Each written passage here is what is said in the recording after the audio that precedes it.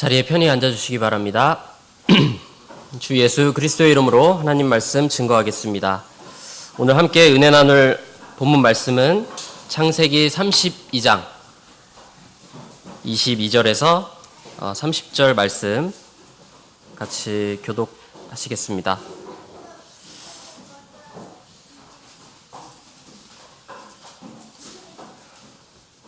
창세기 32장 22절에서 30절까지 말씀 성도님들과 저와 함께 교독하시겠습니다. 제가 먼저 읽겠습니다. 22절. 밤에 일어나 두 아내와 두 여종과 11 아들을 인도하여 야복 나루를 건널세.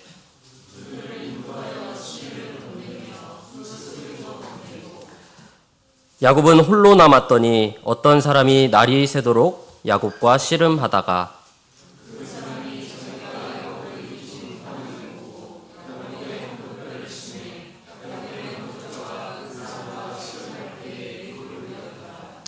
그 사람이 가로되 날이 새려 하니 나로 가게 하라. 야곱이 가로되 당신이 내게 축복하지 아니하면 가게 하지 아니하겠나이다.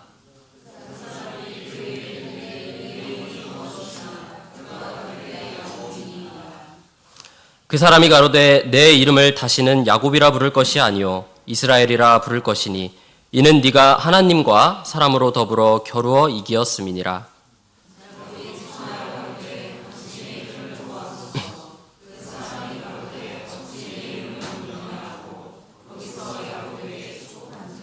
같이 읽겠습니다. 그러므로 야곱이 그곳 이름을 브니엘이라 하였으니 그가 이르기를 내가 하나님과 대면하여 보았으나 내 생명이 보전되었다 함이더라. 아멘. 할렐루야. 네, 감사합니다. 오늘 일주일 동안 세상에서 지치고 힘든 그런 와중에도 하나님께서 약속하신 이 날에 하나님 전에 나와서 하나님께 예배드리는 여기 계신 모든 성도님들께 하나님께서 크신 축복 주시리라 믿습니다. 오늘 본문 말씀은 우리 성도님들께서 너무나 잘 알고 계시는 야곱이 하나님과 씨름을 하는 그런 장면이 나옵니다. 지난 시간에는 아브라함과 이삭의 순종에 대해서 하나님 말씀을 같이 나눴었는데요. 하나님께서 원하시는 우리의 신앙이 어떤 수준에까지 이르러야 되는지 아브라함과 이삭의 모습을 통해서 알 수 있었습니다. 첫 번째는 즉시 순종해야 되고, 두 번째는 행동하는 믿음을 가져야 된다. 세 번째는 신앙의 계승을 이루어가야 된다. 네 번째는 온전한 믿음을 하나님 앞에 보여야 된다 였습니다. 기억나시죠? 네. 저는 제가 한 설교를 한 10번 다시 본 것 같아요. 네, 부족한 것은 없었는지 하나님 앞에 제가 더 이렇게 뭔가 수정해야 될 건 없는지 많이 들어봤던 것 같습니다. 하나님의 인간을 향한 이 계획은 너무나 완전하시고 흠이 없었음을 깨달은 시간이었는데요. 아브라함이 독자 이삭을 하나님께 바치는 그 모습, 그리고 자신의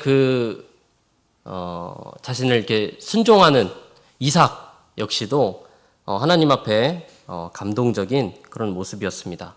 그러나 하나님은 아브라함과 이삭을 격려하시고 이삭을 대신하여 수양을 미리 준비해 두셔서 여호와 일의 영광을 볼 수 있는 그런 장면이었습니다. 이런 순종의 아브라함과 이삭의 계보를 잇는 오늘 나오는 야곱이라는 사람은요, 조금은 많이 다른 사람이었습니다. 자신의 고집과 자신의 욕심, 자신의 능력을 믿고 살아가는 사람이었습니다.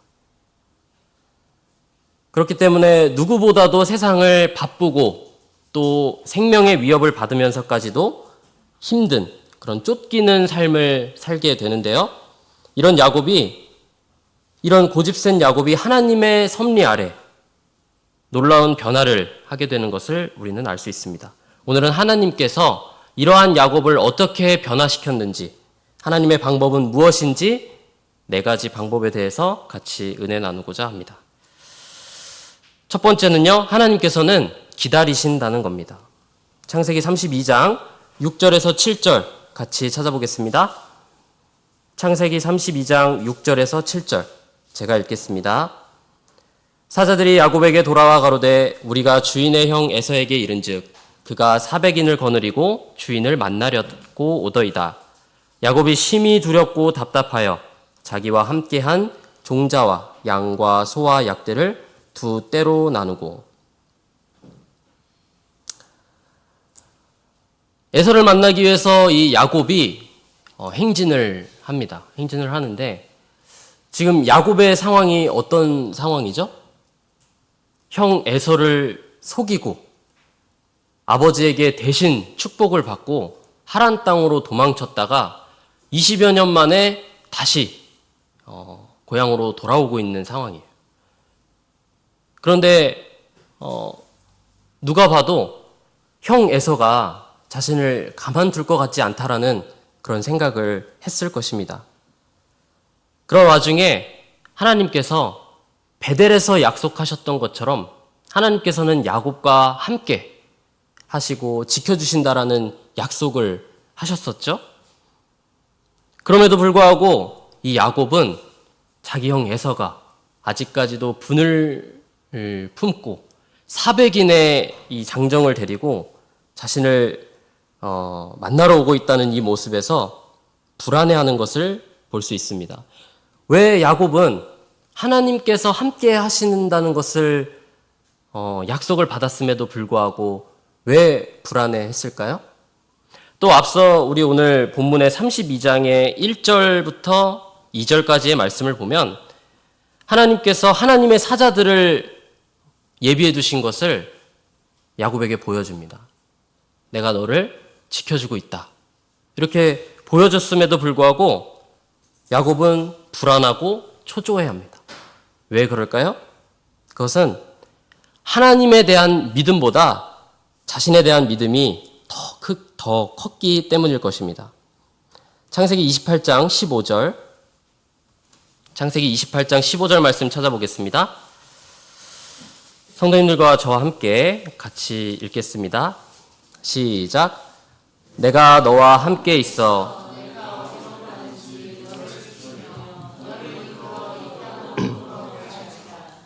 내가 내게 허락한 것을 다 이루기까지 너를 떠나지 아니하리라. 하나님께서 이렇게 약속을 하셨음에도 불구하고 야곱은 그 종들을 먼저 에서에게 보내서 형이 지금 어떤 상태인지 보고 오라 라고 했더니 돌아온 그 종들의 말이 뭐였냐면 당신의 형 에서가 400인을 이끌고 이리로 오고 있다 라는 말을 듣게 되죠. 그 말 한마디에 정말 이 글로만 적혀있는 성경인데도 불구하고 야곱이 혼비백산하는 그런 모습을 볼 수 있습니다. 야곱은요, 우리가 잘 알고 있는 것처럼 옛날부터 말이 유창하고 자신의 이름처럼 쟁취하는 자, 남을 사취하는 자, 그리고 거짓된 그러한 이름처럼 자신의 힘을 믿고 살아온 사람임을 알 수 있습니다. 사람을 속이는데 능하고요, 자기가 원하는 것을 쟁취할 수 있는 그런 사람입니다. 이 야곱이 얼마나 치밀한 사람이냐면요, 성경에 그대로 나옵니다. 자, 이 만나러 가는 이 장면에서 이 야곱이 가진 방법들이 있었어요. 나를 지키기 위한 방법, 계획이 있었는데요. 그 첫 번째가 뭐였냐면 3절에 나옵니다. 에서를 만나기 전에 사자를 미리 보내서 형의 마음이 조금이라도 누그러지게 합니다. 근데 그 사자들이 만난 에서는 어땠습니까? 400인을 데리고 야곱에게로 옵니다. 이 당시에 이 땅의 인구가 몇 명 정도 됐나 추정을 해봤더니 20만 명에서 30만 명 정도의 인구가 있었대요. 그런데 자신의 이 그 사냥에 능한 400명의 장정을 데리고 있다는 것은 엄청난 규모의 인파입니다. 두렵겠죠? 그래서 두 번째로 이 야곱은 무리를 두 개로 나눠요. 7절에서 8절의 말씀에 나오는데요. 이 두 개의 무리로 나눈 이유가 무엇이냐면 한 곳의 무리가 만약에 이 형에게 공격을 받으면 다른 한 곳의 무리라도 내 재산을 지키려고 하는 계획입니다. 미리 피할 수 있게 그런 책략을 세운 것이죠. 세 번째는 16절에 나오는데요. 자신이 에서를 위해 준비한 이 예물들, 이런 것들을 이게 길게 늘어뜨려 놔요. 그러면 무슨 효과가 있을까요? 우리 아동들에게 5만 원짜리 한 장이 좋을까요? 만 원짜리 5장이 좋을까요?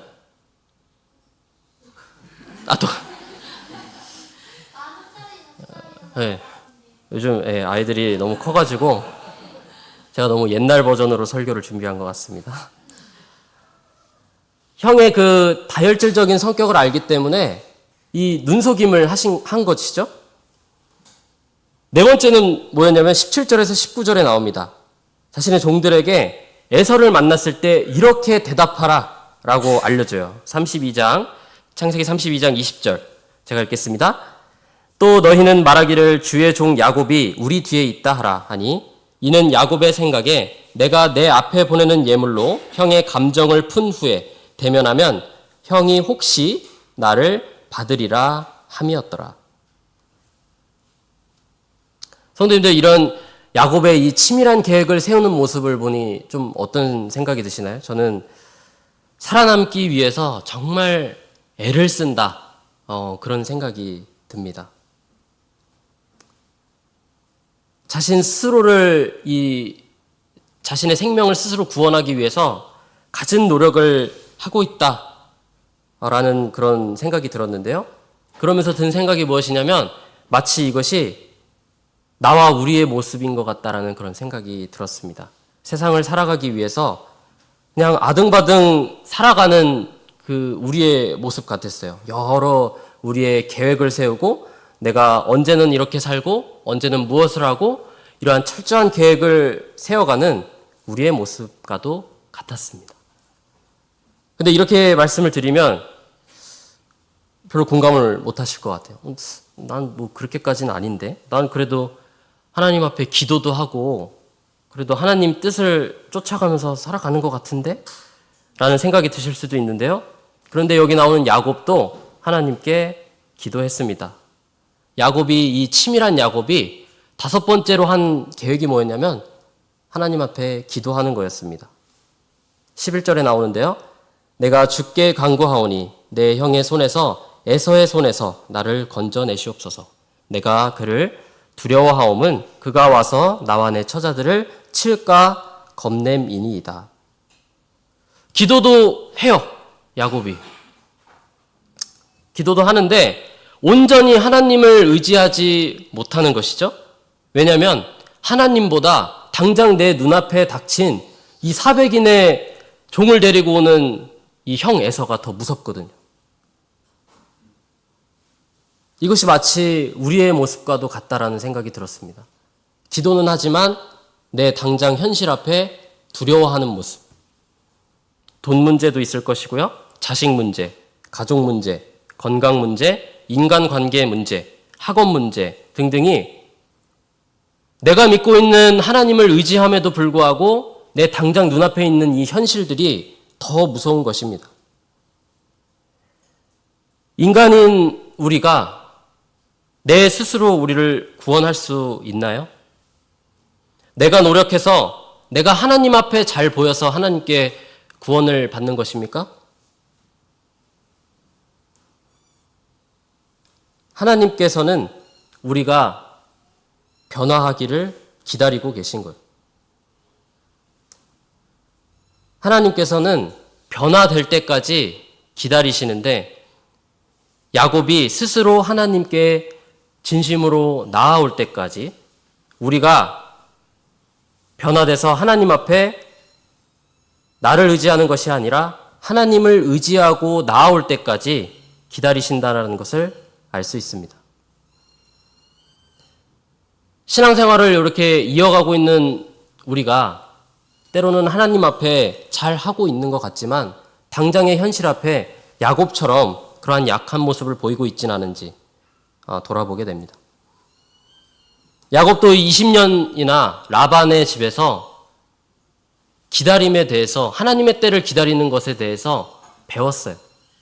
그런데 하나님의 때를 기다리지 못하는 그러한 모습들을 보이는 우리의 모습을 또 확인하게 됩니다.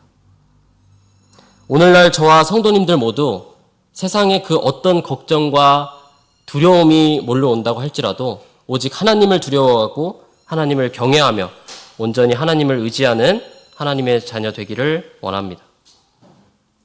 두 번째 하나님의 방법은요, 혼자 두신다는 것입니다. 하나님께서 기다림에도 불구하고 우리가 스스로 변화하지 못하면 하나님께서 어떻게 하시냐면요, 아무것도 의지할 수 없도록 혼자 두십니다. 본문 말씀 창세기 32장 21절에서 24절 말씀 보시겠습니다. 창세기 32장 21절에서 24절. 그 예물은 그의 앞서 행하고 그는 무리 가운데서 경야하다가 밤에 일어나 두 아내와 두 여종과 11 아들을 인도하여 야복 나루를 건널세. 그들을 인도하여 시내를 건너며 그 소유도 건네고 야곱은 홀로 남았더니. 이렇게 우리의 계획을 가지고 우리의 힘을 믿고 살아가는 우리가 가장 힘들고 가장 어려울 때가 언제인가 하면요, 바로 내가 혼자라고 느껴질 때입니다. 나의 친한 친구들이 나를 떠나고 나의 사랑하는 가족, 부모님, 배우자, 자녀, 손자, 손녀 아무도 없을 때, 그때가 가장 외롭고 내 몸과 육신이 힘들 때일 것입니다. 그 말은 무엇이냐면 내가 의지할 곳이 아무것도 없다라는 것이죠. 기댈 곳이 없다라는 것은 인간에게 너무나 가혹한 환경입니다. 그런데 이것은 세상 사람들에게만 해당되는 말이죠. 우리가 하나님의 자녀된 우리가 혼자일 때가 있을까요?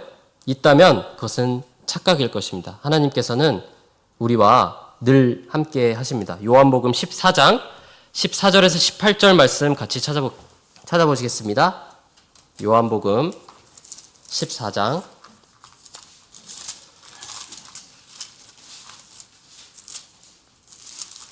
14절에서 18절 말씀입니다.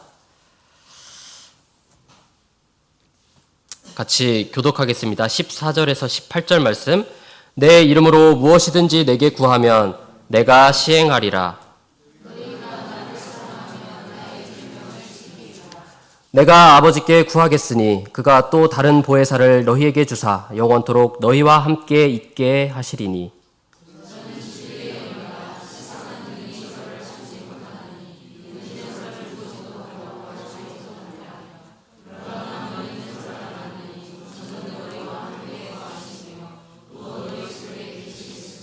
같이 읽겠습니다.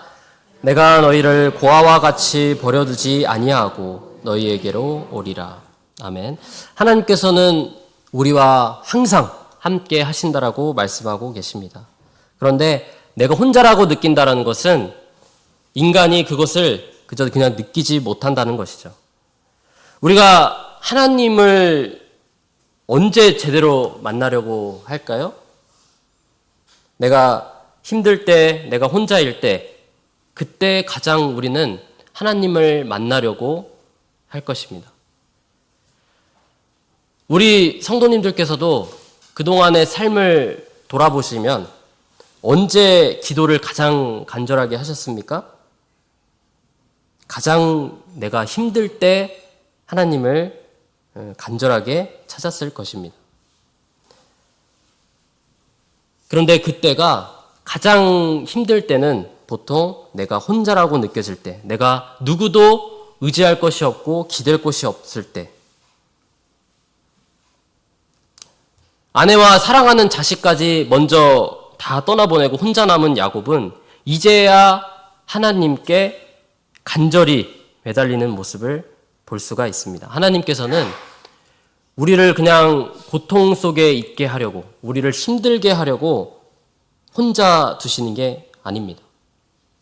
그렇게 해야만 하나님 앞에 나아오는 인간에 대해서 너무나 잘 알고 계신 거예요. 그 말은 무엇입니까?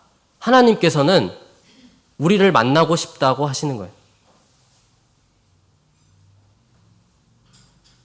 예수님께서 십자가에 달려서 돌아가신 이후에 벌어진 일이 무엇이었나요? 우리 지지난주에 성막에 대해서 배웠는데요. 예수님께서 십자가에 달려 돌아가셨을 때 지성소의 휘장이 갈라지고 우리가 다 제사장 돼서 하나님을 직접 만날 수 있는 은혜를 입게 됐습니다. 그것은 무엇입니까? 하나님께서는 우리를 한 명 한 명 직접 만나고 싶다라는 것입니다. 바라옵기는 여기 계신 성도님들과 저 모두 하나님께서 원하시는 대로 하나님을 만나고 하나님께 온전히 나아가기를 소망합니다. 세 번째는요, 한계를 알게 하신다라는 겁니다. 창세기 32장 24절에서 25절 말씀입니다. 야곱은 홀로 남았더니 어떤 사람이 날이 새도록 야곱과 씨름하다가 그 사람이 자기가 야곱을 이기지 못함을 보고 야곱의 환도뼈를 치매 야곱의 환도뼈가 그 사람과 씨름할 때에 위골되었더라. 우리는 하나님을 만나려면 우리의 한계를 빨리 인정해야 됩니다. 내 힘으로 살아가려고 하는 것이 아니라 하나님께 납작 엎드려서 겸손하게 나아가고 하나님 앞에 긍휼을 구해야 될 줄로 믿습니다. 왜냐하면 제가 계속해서 말씀드린 것처럼 우리 인간은 스스로 할 수 있는 것이 사실 아무것도 없기 때문입니다. 그래서 나의 한계를 빨리 인정하고 하나님 앞에 모든 것을 내려놓고 하나님께 맡기지 않으면요, 나만 힘듭니다. 그런데 성도님들, 안식일을 지키기 위해서 이 자리에 나오신 이 성도님들이 하나님 앞에 예배드리고 하나님 앞에 겸손히 나아가야 된다는 사실을 모르는 분이 계십니까? 여기 계신 분들 중에? 없을 것입니다. 이런 생각도 들 겁니다. 나 스스로 겸손하다고 말하기는 조금 민망하지만 그래도 내가 하나님 앞에 교만하지는 않지 않을까? 이런 생각을 하실 수도 있는데요. 그런데 그게 사실은 하나님 앞에 교만한 것입니다. 나 스스로 내 신앙에 대해서 만족하고 있다는 것이죠. 하나님께서는 결국 나를 내려놓지 못하고 아직도 내 고집과 내 계획과 내 힘으로 살아가려는 그 고집센 야곱 앞에 결국 하나님께서 환도뼈를 치십니다. 환도뼈는 무엇이 어디냐면요, 여러 가지 의견이 있지만 결국 우리 몸의 중심이 되는 뼈예요. 허리뼈라는 것이죠. 허리뼈를 다치면 어떻게 됩니까? 스스로 할 수 있는 것이 없습니다. 창세기 32장 25절에서 26절, 그 사람이 자기가 야곱을 이기지 못함을 보고 야곱의 환도뼈를 치매 야곱의 환도뼈가 그 사람과 씨름할 때에 위골되었더라. 그 사람이 가로되 날이 새려하니 나로 가게 하라. 야곱이 가로되 당신이 내게 축복하지 아니하면 가게 하지 아니하겠나이다. 야곱이 이제는 정말 자기 육신적으로 할 수 있는 것이 없게 된 상황이 되었어요. 지금 이 형 에서한테 나아가야 되는데 이제는 이 허리뼈를 다쳐서 스스로 걸을 수가 없습니다. 그래서 하나님께 붙들고 어떻게 얘기합니까? 내게 축복하지 아니하면 가게 하지 아니하겠나이다. 하나님께 온전히 매달리는 야곱의 모습을 보게 됩니다. 우리는 내 힘으로 살아간다고 조금이라도 생각하는 것을 내려놔야 됩니다. 매 순간, 매 초 하나님께서 그 한순간도 허락하시지 않으면 우리에게 당연한 것은 단 한 개도 없을 것입니다. 하물며 우리가 밥을 먹는 것, 숨 쉬는 것, 화장실 가는 것, 내가 자리에 온전히 앉아 있을 수 있는 것, 이 자리에 있는 것, 오늘 하루를 돌아보면 사실은 내 힘으로 된 것이 하나도 없다는 것이죠. 하나님의 도움 없이는 우리는 단 하루도 살아갈 수가 없다라는 것입니다.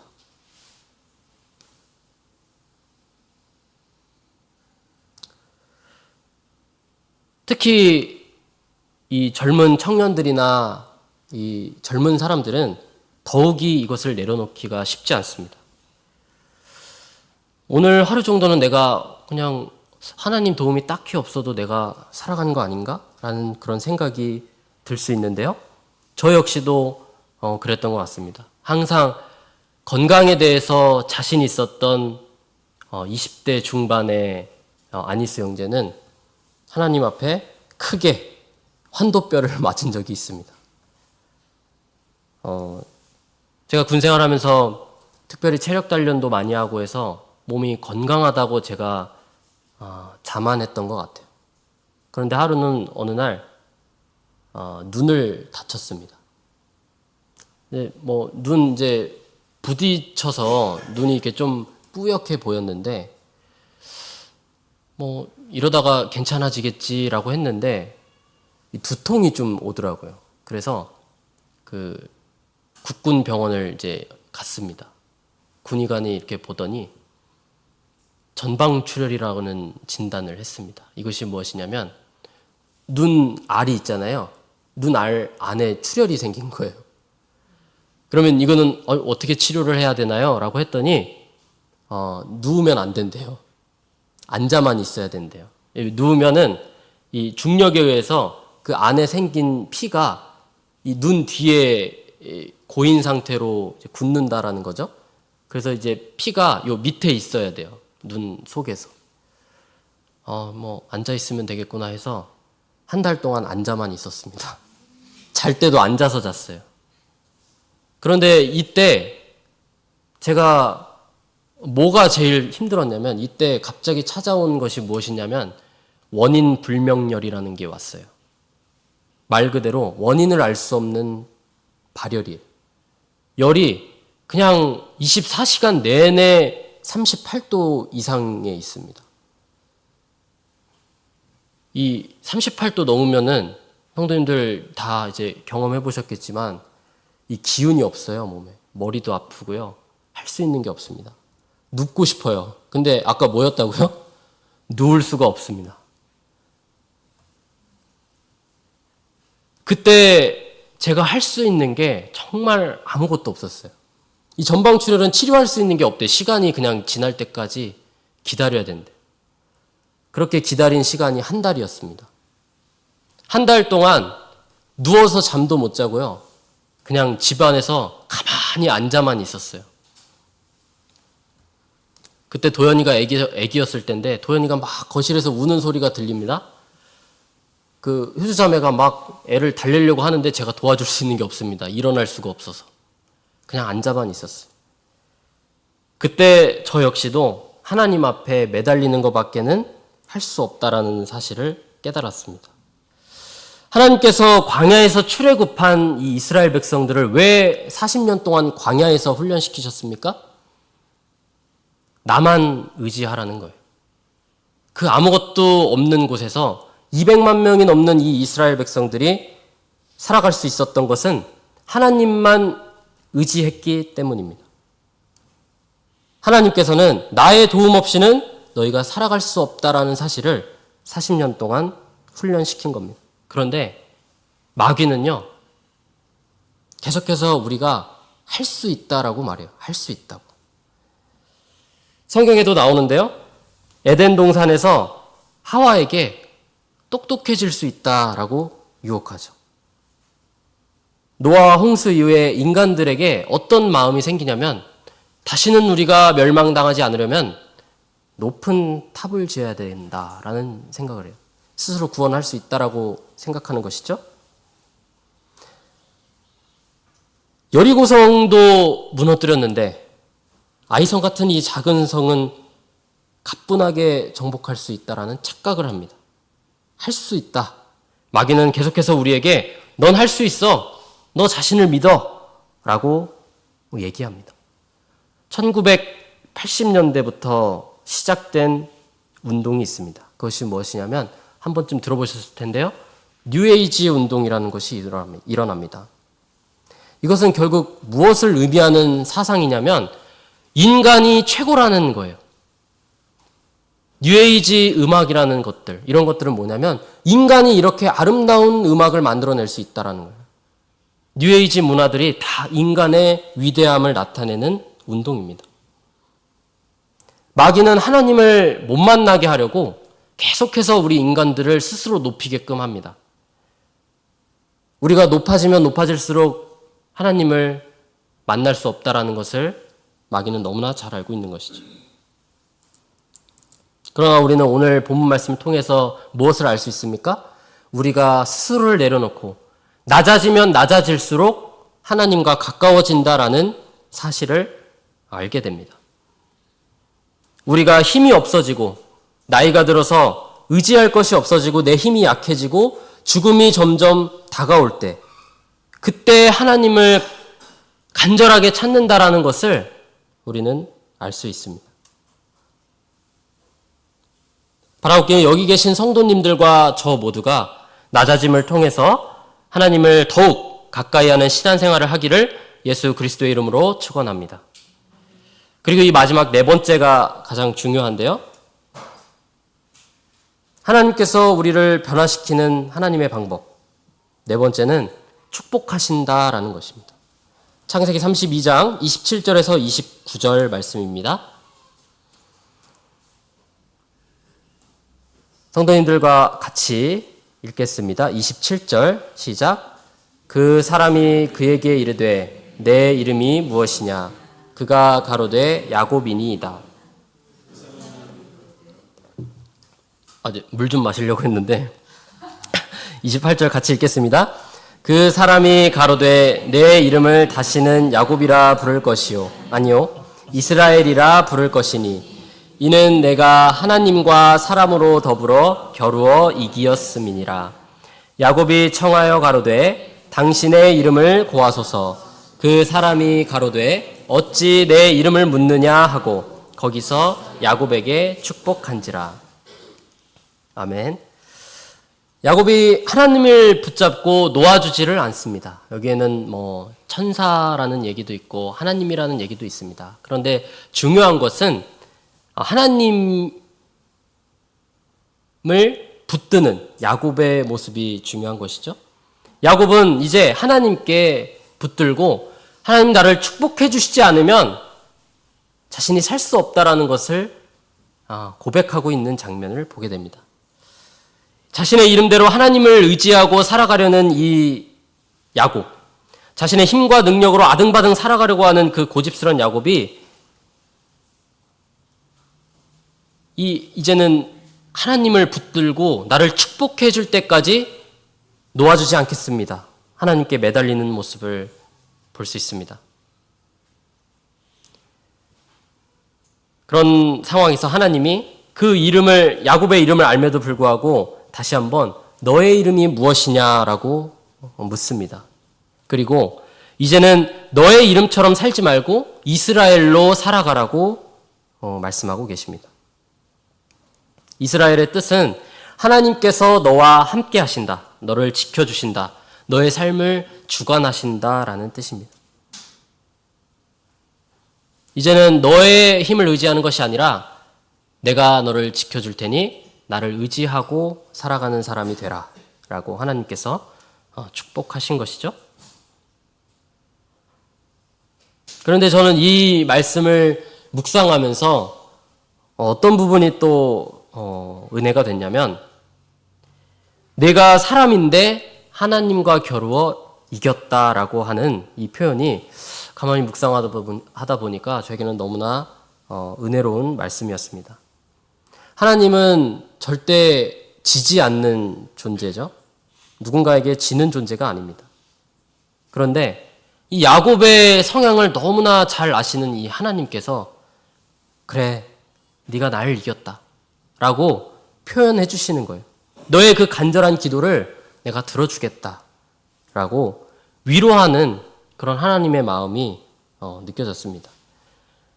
마치 아들과 아버지가 팔씨름을 할 때 아버지를 이겨보겠다고 그 아등바등하는 모습에서 아버지가 져주면서 그래, 너 힘 많이 세졌다, 이겼다 라고 하는 것처럼 하나님께서는 그 야곱에게 네가 나를 이겼다 라고 표현하시는 것 같았습니다. 혼자 남아있던 그 야곱에게 네가 혼자가 아니라는 사실을 알려주기 위해서 야곱 앞에 나타난 하나님께서 단숨에 그 환도뼈를 쳐서 주저앉혔을 때 이 야곱은 분명히 이 존재가 하나님이라는 사실을 알았을 거예요. 나는 혼자가 아니구나. 하나님께서 나와 함께 하시는구나. 하나님이 계시는구나. 라는 것을 느꼈을 것입니다. 그런데 29절에 당신의 이름이 무엇인지 알려달라고 해요. 그 와중에도 이 야곱은 한 번 더 확인하고 싶은 겁니다. 이분이 하나님이구나라는 것을 알면서도 한 번 더 확인하고 싶어하는 그 야곱의 그 모습을 한 번 더 보게 됩니다. 그러자 하나님께서 그것을 왜 묻느냐라고 하고 축복을 하십니다. 하지만 야곱은 자신이 만난 분이 하나님임을 분명하게 알고 있었는데요. 30절 말씀입니다. 그러므로 야곱이 그곳 이름을 브니엘이라 하였으니 그가 이르기를 내가 하나님과 대면하여 보았으나 내 생명이 보존되었다 함이더라. 야곱은 분명히 자기가 씨름한 이 상대가 하나님임을 알고 있었습니다. 하나님께서 나와 함께 하신다라는 이 사실을 느끼고 알았을 때 이 야곱이 얼마나 기쁨이 컸을까요? 또한 보면은 하나님을 대면하여 죽음을 당하지 않고 하나님을 직접 만난 이 은혜는 인간으로서 누리는 가장 큰 축복이지 않을까 싶습니다. 그런데 중요한 사실은 자신의 고집대로 살아가는 변화될 것 같지 않았던 이 야곱이 그 이후에 변화했다라는 사실입니다. 창세기 33장 1절에서 4절 말씀 같이 보시겠습니다. 창세기 33장 1절에서 4절 말씀입니다. 야곱이 눈을 들어보니 에서가 400인을 거느리고 오는지라. 그 자식들을 나누어 레아와 라헬과 두 여종에게 맡기고 여종과 그 자식들은 앞에 두고 레아와 그 자식들은 다음에 두고 라헬과 요셉은 뒤에 두고 자기는 그들 앞에서 나아가되 몸을 7번 땅에 굽히며 그 형 에서에게 가까이 하니 에서가 달려와서 그를 맞아서 안고 목을 어긋 맡기고 그와 입 맞추고 피차 우니라. 마침내 야곱은 형 에서를 두려워하는 것이 아니라 하나님을 만난 이후에 하나님을 전적으로 의지하는 변화된 모습을 보입니다.